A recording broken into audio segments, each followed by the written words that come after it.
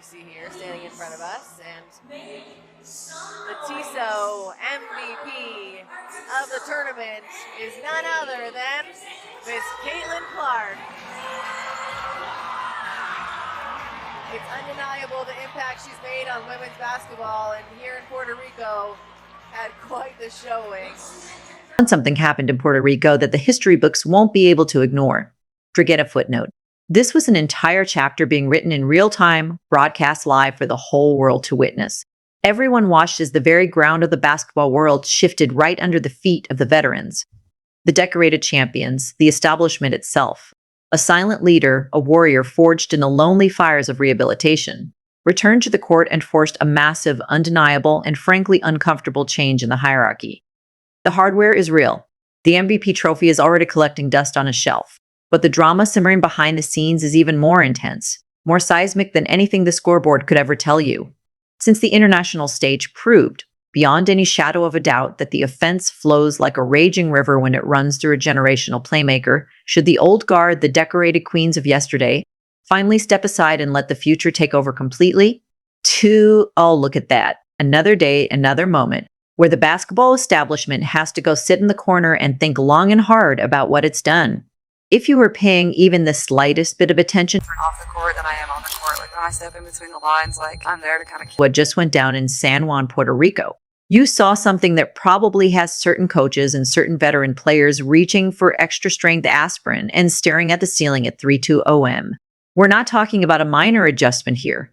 We're not talking about a new play being drawn up on a whiteboard. We're talking about a complete and total atmospheric shift in the universe of USA basketball. And let's just say not everyone is throwing a parade about it. The smiles might be there for the cameras, but the eyes tell a different story. You see, nobody really expected it to go down quite like this.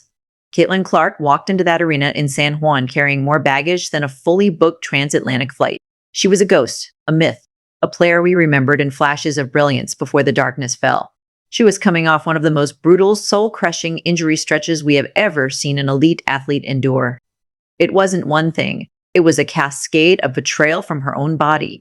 Groin strains that made every lateral movement a prayer. Bone bruises that sent shockwaves of pain up her leg with every jump.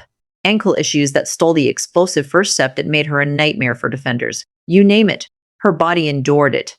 Her entire 2025 season was a nightmare. A slow-motion car crash where her body was screaming, trying to quit on her, begging her to stop. She hadn't played a single competitive game in 239 days. Let that number sink in. 239 days. Let that number sink in. For a normal person, that's about 8 months. For an elite athlete, whose entire existence is calibrated to the millimeter, whose timing is measured in microseconds, that's basically a lifetime spent sitting on a couch watching your God-given rhythm and timing decay into a thick layer of rust. The critics were ready. Oh, they were salivating. They had their little digital knives sharpened and their sarky tweets pre-written, just waiting for her to look hesitant, to protect your body, or to pass up an open shot she would have taken a year ago. They were ready to write her obituary as a truly elite force. Even her most loyal fans, the ones who wear her jersey to the grocery store, were sweating a bit. They were whispering, wondering if the magic was gone for good. But what the entire basketball world forgot, what they so conveniently overlooked, is that while everyone else was playing games, collecting stats, and maintaining their status quo, Caitlin Clark spent 8 agonizing months in the solitary confinement of rehab, building a furnace inside her soul. Every single monotonous leg lift, every painful stretching session, every drop of sweat in an empty gym wasn't just physical therapy. It was fuel. It was kindling. She didn't fly to Puerto Rico to test the waters or to ease back in.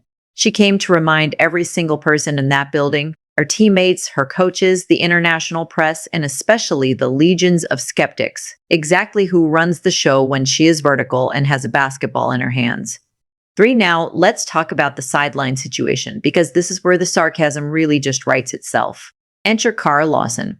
She took over as the head coach of Team USA in September 2025, and this tournament was her big debut, her first chance to stamp her identity on the most dominant program in sports history. Senior team, it's a double-double with both points and assists. And in her senior debut, She walked in with this grand, nothing is given.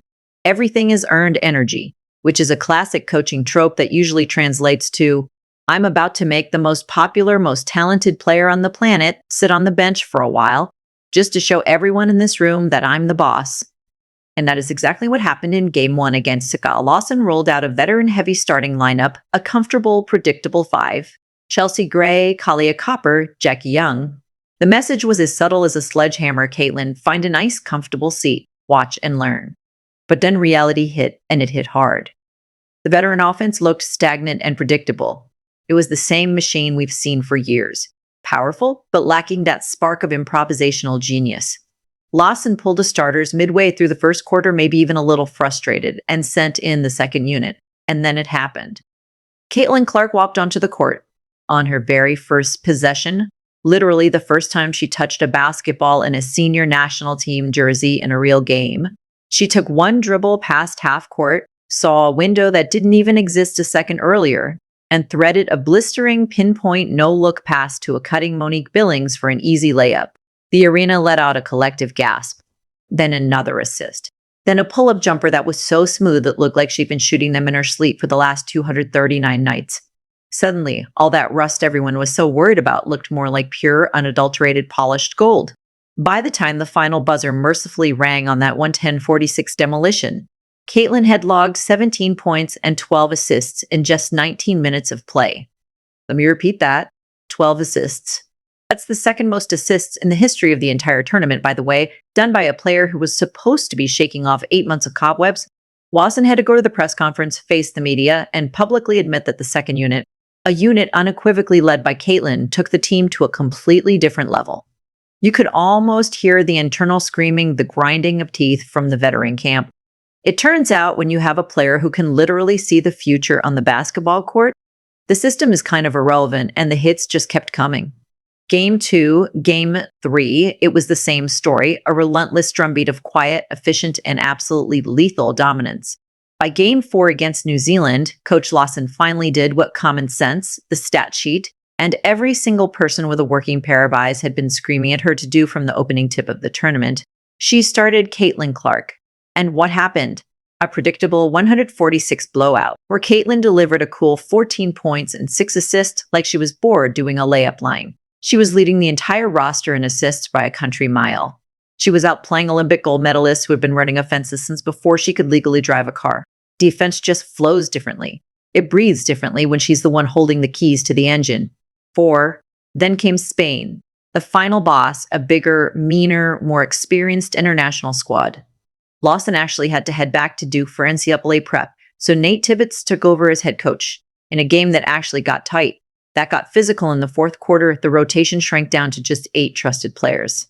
Guess who was one of them on the floor when the game was on the line? Caitlin came off the bench, dropped a cool 7 points and 7 assists, and helped gut out a hard-fought 80. The MVP of the FIBA Women's World Cup qualifier tournament that was just held in Puerto Rico. Team USA went undefeated. And it's kind of crazy because Caitlin Clark actually only started 1 game in this entire tournament, but clearly she had the greatest impact. The coach at times was also playing her in like the 3-4 position, which is so wild. She's a true point guard, and literally everyone does better when she is running the point. And she led the team in assists per game with 6.4 per game. And she also led the team in efficiency at a 14.6, which is something that FIBA uses, the WNBA and NBA don't. But essentially, it's a math equation that figures out your efficiency on the court, and she led Team USA. She also led the team in overall points at 58 points, but Kalia Copper actually led in points per game at like 12.5 points per game. And Caitlin played around 20-ish minutes in each of these games. And remember, guys, this is Caitlin Clark's senior debut for Team USA because she was not invited to the 2024 Olympics.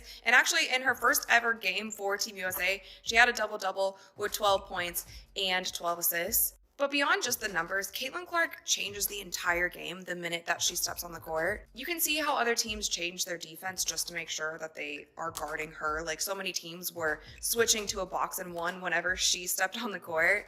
Just the gravity that she has when she's on the court, the quickness of the game, the speed gets so much faster when Caitlin Clark is in the game. And honestly, it's a super exciting brand of basketball. I loved watching her play in these Team USA games, even if it wasn't that many minutes. I also loved seeing her and Paige and Angel cook together. But that's it for this Team USA World Qualifier thing that they were doing. They did qualify for the World Cup, and we'll just have to tune in September.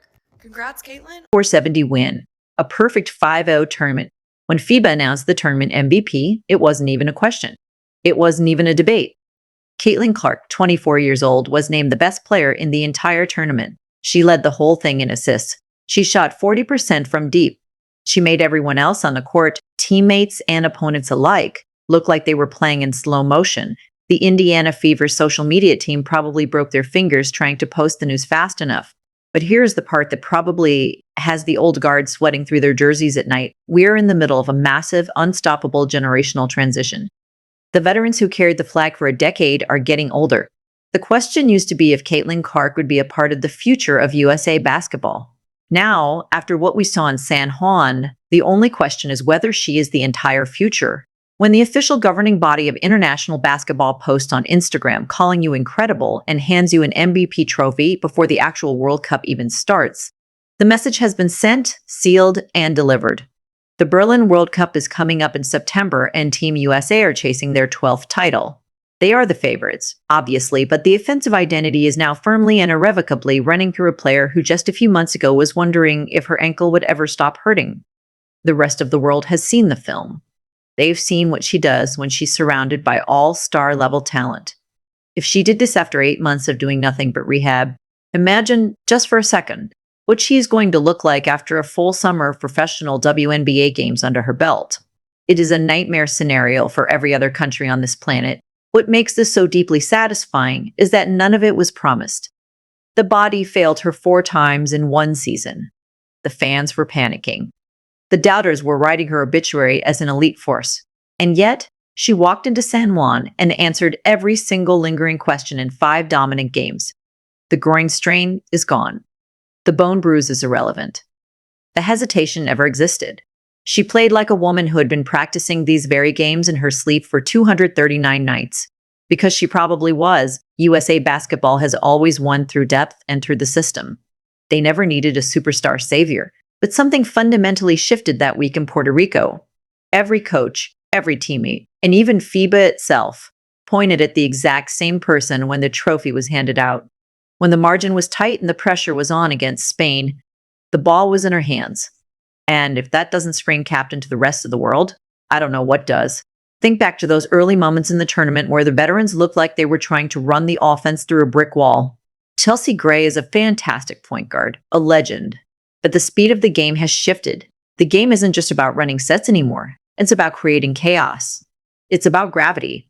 And Caitlin's gravity is so immense that even when she's not shooting, she's the most important, most disruptive person on the court. You could see the envy, the friction, and the way some of the rotations were handled early on. It has to be hard. It has to be gut-wrenching to be the person who's been the face of the program for 5 years and then watch someone come in after what was essentially an 8-month vacation and just walk away with the MVP trophy. The fact is, Caitlin Clark has a psychological edge that most players simply can't touch. She's been poked, prodded, and dissected by the media and the establishment for years, and she just keeps winning. The international refs didn't fall for the unwritten rules of the old guard. They saw a player getting fouled and they blew the whistle. They saw a player making elite game-changing plays and they gave her the award for it. It's a level of pure objectivity that the domestic league has struggled with for a while now. So now we look toward Berlin. The roster is going to be stacked with legends and future Hall of Famers. But for the first time in a long, long time, it feels like the hierarchy has been permanently dented, if not completely shattered. You cannot put this genie back in the bottle. Once you've seen the offense run at that level of speed and efficiency with Caitlin at the helm, going back to the old, slow, methodical veteran style feels like a massive, inexcusable step backward. The establishment can try to spin it however they want. They can talk about leadership and experience and tenure. But the fans, the people who actually watch the games, know what they saw in Puerto Rico. They saw the future. And the future wears number 22. The 239 days away didn't break her. They didn't weaken her. They just made her more dangerous, She's rested, she's healthy, and she's got a brand new, shiny MVP trophy to remind everyone that she is the undisputed queen of the court. The instant envy is real, but so is the reality. You cannot stop a freight train with a polite request. Kara Lawson has a tough job ahead of her because she's trying to balance a locker room that is now clearly